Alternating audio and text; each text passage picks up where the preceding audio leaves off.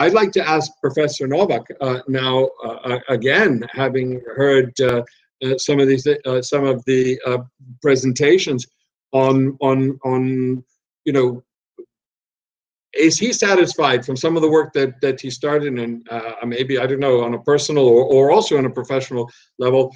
What do you think would be the next steps, and what would be necessary to move on now to enhance the goodwill? I have to mention, though, in recent months, we have seen a noted change on the commission levels. There's been a bit of a vacuum for a while, but I think that in recent times we've seen the commissions for missing persons in the region, in particularly just 2 weeks ago, I think for the first time, I saw two commissioners on missing persons actually standing on the graveside together, working, clearly demonstrating working together on exhuming mortal remains, which is a very strong signal.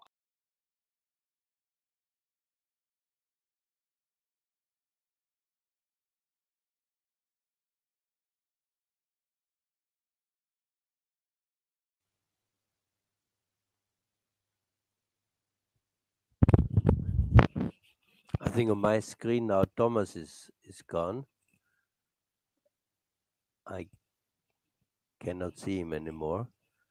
But can you hear me? Yes, I think we can hear you. Yeah.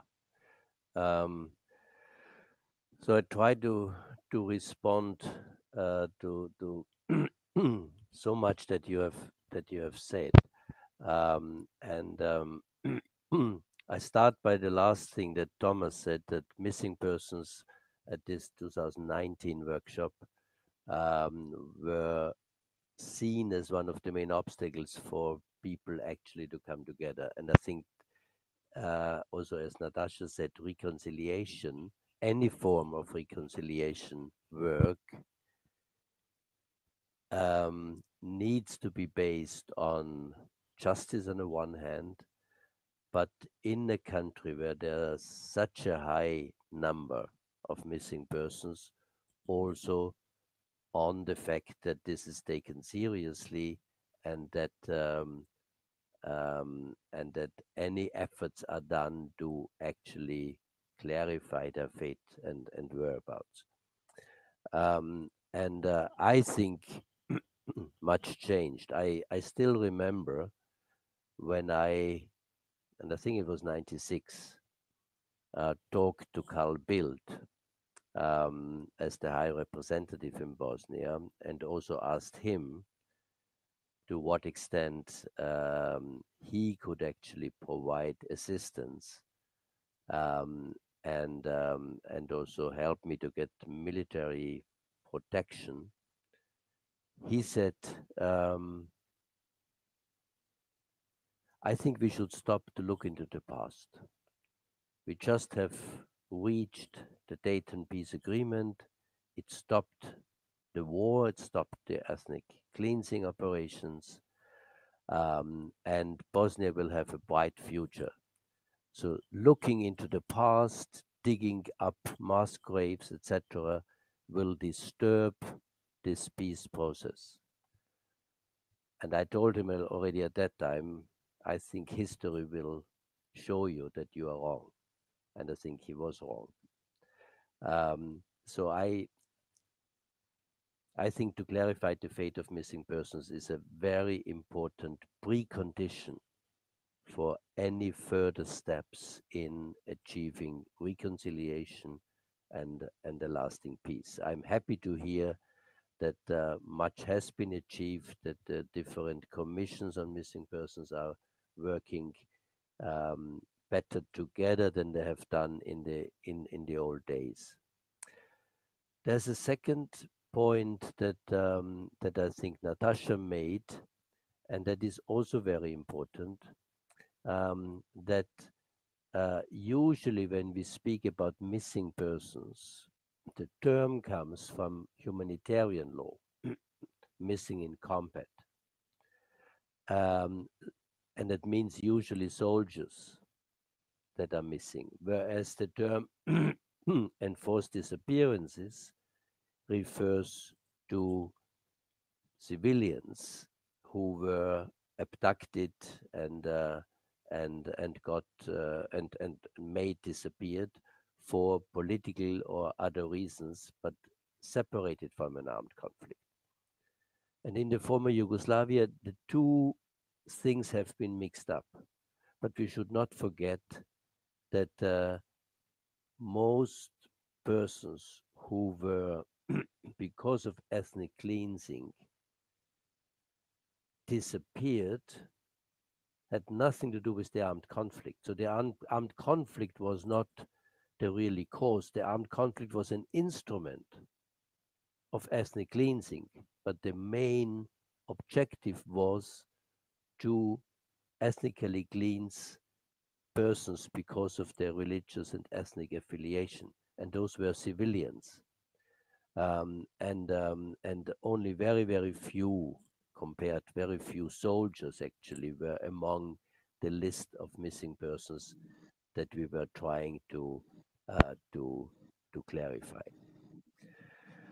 Now, coming back to your main question, I mean, again, if we compare the former Yugoslavia with other countries where we have a huge number of disappeared persons, like in Argentina and other Latin American countries, or in Sri Lanka, or in Iraq, or in so many other countries,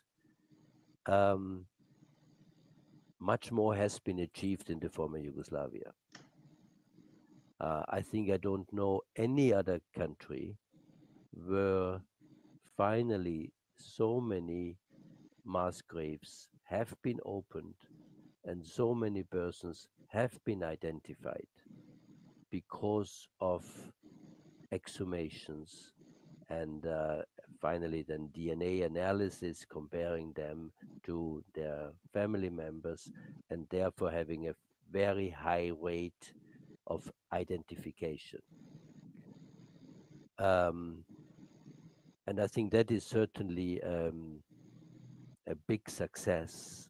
It's a joint success. On the one hand, the international community assisting, but also a success of all the different commissions on missing persons, judges, but of course also the International Commission on Missing Persons, etc. So again, if we compare it to Argentina, for instance, where we also had 30,000 disappearances, but very few people could actually be located in mass graves. Many of them were thrown from these death planes into the ocean and could never be found.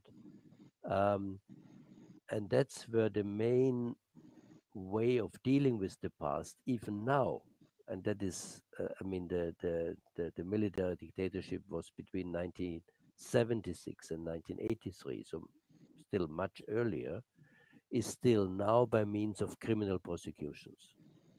It's even now in recent years that the mothers and the grandmothers of the Plaza de Mayo and those who were all the time demonstrating for the fate of missing persons and also for justice are now finally getting justice, so that people now, that high-level military and police officers are being prosecuted and sentenced for the crimes that they committed at that time. In the former Yugoslavia, again, we could say ICTY, and I know there are many ways how we can criticize the ICTY, but again, compared to many other countries, some of the main perpetrators of the crimes that were committed in the former Yugoslavia, or many of the main perpetrators, actually were brought to justice.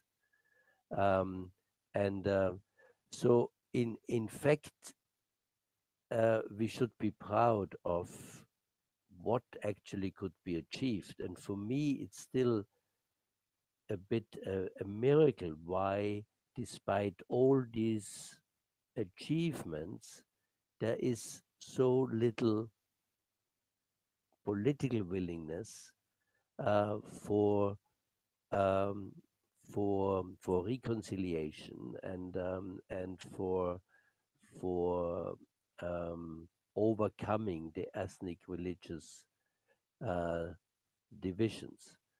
I do see, of course, Bosnia it has to do with the political parties, etc. But I do see some progress recently also when we look at the elections at the municipal level, etc. New parties emerging, so that finally I see a certain process in overcoming the old nationalistic policies of the political parties.